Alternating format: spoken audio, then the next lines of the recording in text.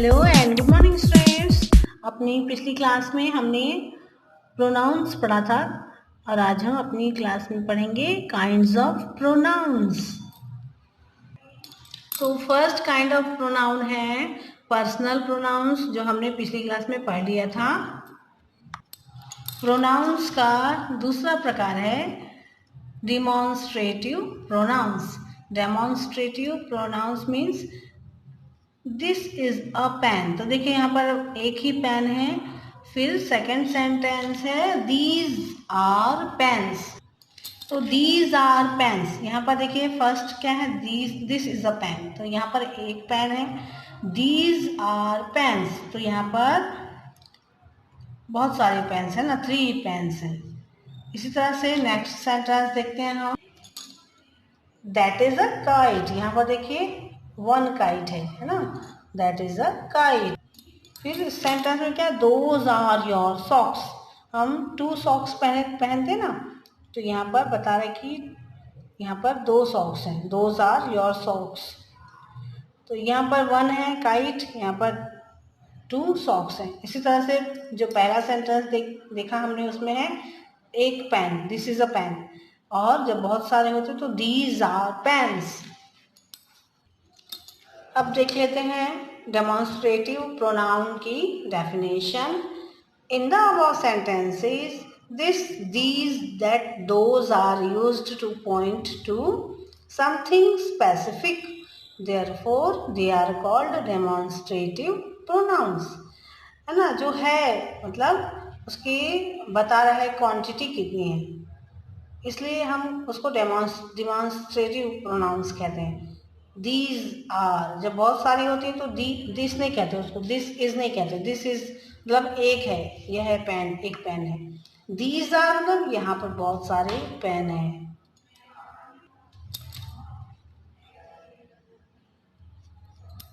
Distinguish between demonstrative adjectives and demonstrative pronouns in the following pairs of sentences। यहाँ पर आपको अंतर करना है डेमोन्स्ट्रेटिव एडजेक्टिव्स में और डेमोन्स्ट्रेटिव प्रोनाउंस में। तो नीचे दो जो सेंटेंसेस दिए हुए हैं उनमें, तो फर्स्ट सेंटेंस है दैट इज अ पेन, ये जो है ये डेमोन्स्ट्रेटिव प्रोनाउन है। दैट पेन इज ब्लैक, ये है डेमोन्स्ट्रेटिव एडजेक्टिव, मतलब जहाँ पर पेन की विशेषता बता रहा है वहाँ जो होगा डेमोन्स्ट्रेटिव एडजेक्टिव होगा।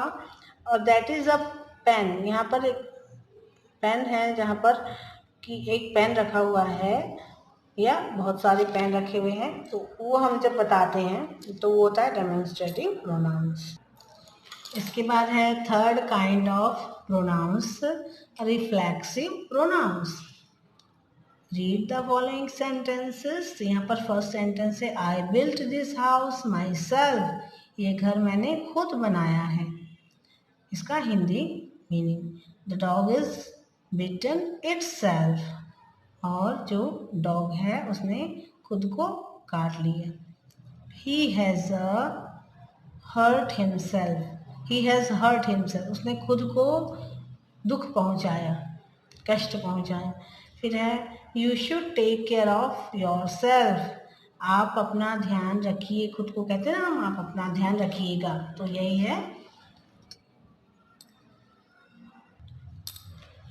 नेक्स्ट सेंटेंस है my son walks to school by himself, कि मेरा बेटा जो है स्कूल चल के जाता है, खुद से चल के जाता है, उसमें कोई छोड़ने नहीं जाता है, इसका मतलब ये हुआ।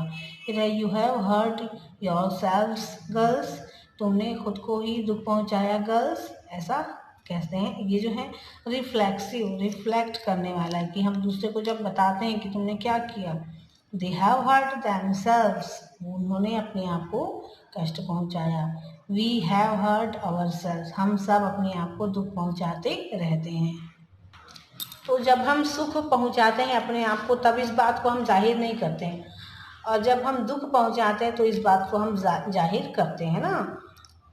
In each of the above sentences the doer of the action is also the receive of the action, that is the object denotes the same person or things as to subject. तो यहाँ पर जब हम खुद को मतलब दुख पहुँचाते हैं, जब दूसरे के लिए कहते हैं या फिर खुद के लिए महसूस करते हैं, इस बात को हम कहते हैं रिफ्लेक्सिव प्रोनाउन के अंतर्गत। ओके, इसके बाद हम इसकी डेफिनेशन देख लेते हैं। The pronounce my self, it self, him self, your self, yourselves, themselves, ourselves, when used as the object of a verb are called reflexive pronouns। तो जब हम इन सारे वर्ड्स का यूज करते हैं वर्ब के ऑब्जेक्ट के तौर पे, तब वह जो है रिफ्लेक्सिव प्रोनाउन कहलाता है। तो फ्रेंड्स, आपसे इतना ही। अपने साथ में हम आगे के जो आपके प्रोनाउंस